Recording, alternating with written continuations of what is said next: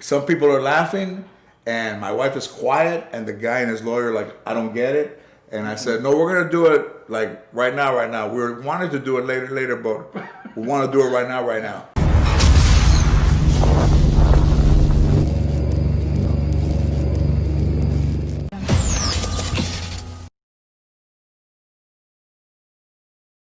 In the first house that I owned, didn't have a wall around the front. And I kind of was a little bit paranoid because people would walk up to my house and knock and say, does George Lopez, oh my God, you know, at Halloween, they would know. I didn't want to kind of hide from anybody, so I wanted to build a wall, and nobody in the neighborhood contested except the guy next door. So I had a notice to appear in Van Nuys Court that morning. It was raining hard. You had to leave an hour and a half to get to Van Nuys. It's pouring rain. That guy's there. He has a lawyer. My wife is there. She's doing most of the talking. Of course, I'm there.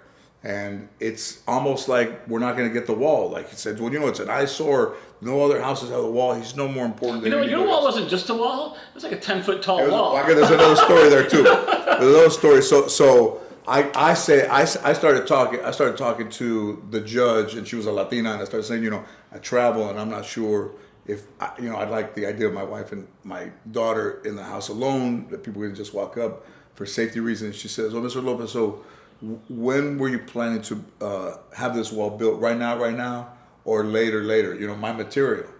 And she goes, "So you're not going to do it right now? You want to do it later?" And some people are laughing, and my wife is quiet, and the guy and his lawyer like, I don't get it. And I said, no, we're going to do it like right now. We wanted to do it later, but we want to do it right now. And then she goes, okay, thank you. Y'all make my judgment. And I looked at my wife. I go, I think I just got you your wall. Yeah. Because she was a fan of the material. She did it. So all of those things, man, are. And then when we built the wall, it wasn't as big as it ended up because the guy that I hired came into the house and he goes, the inspector left. And I said, yeah, he signed off. And he goes, yeah. So we walk outside. And it was maybe 6 feet. And then he says to me, if you want to, we can make the noise. And I said, well, what? But the guy signed it off. No, he goes, when they sign it, they don't ever come back. So if you want to make it bigger, right now's the time. So I said, all right, how much bigger? He goes, you know, a couple blocks. But a couple blocks were like another 3 feet. So it became that huge. It looked like St. Quentin in the beginning. It's like Leavenworth.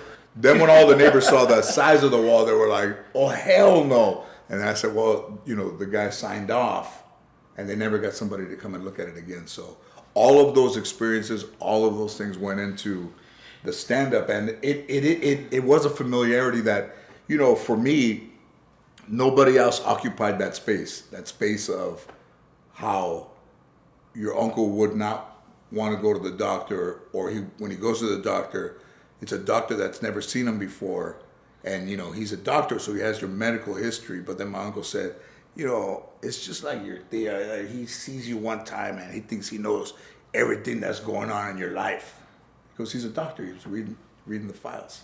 No, I love your jokes. Your jokes are so right on point. You know, when I go to the doctor, you know, I'm fine. But now that I leave the doctors, I have something. Yeah. I didn't have it when I got here, but now I have it. All those jokes, I don't want to give out the joke away. But these are all authentic, real life family jokes. The uncle character, you know, and you do all the scratching and all the twitches and that, and the eye. My uncle would wink his eye. You know, let me jump in real quick. I think one of the coolest things that you do is this caras, those faces that you do, and I've even tried to make the faces. Yeah, the mouth goes down. You're like a Jello face of expressions that sells the joke too, because you can sell the joke, deliver the joke, but then you got the face to stamp it.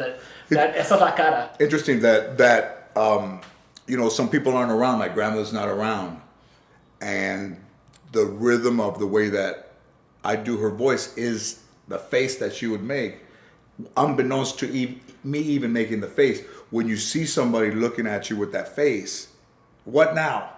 You know, or you know, one time I told my grandmother, my therapist said, you know, if you ever asked your grandmother, you know, if she loves you, and I said, no. He goes, ask her. So I go over there, turn the television off, and already she's like, what are you doing? And I said, do you love me? She goes, who told you to tell me that? And I said, do you love me? Who told you to tell me that? I said, me, I'm asking you.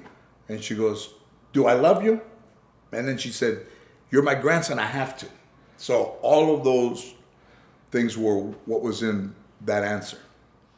It's awesome, and it's a testament to you that you've kept this going. It just seems like it's this endless lake of comedy and things that you keep pulling out. I mean, your new Netflix special. I was like, every comedian that comes out or has been around, let's see, including Richard Pryor, Robin Williams, let's see what else, because that's always a judgment mark. Let's see, okay, last year you were funny, let's see if this year you're funny. And again, with this Netflix special and everything, you're still bringing all these cool, funny, I still watch, found them, and you still have this huge following, and it's still awesome found to them. see. You know, even in the fact that I wasn't very political before these last 5 or 6 years,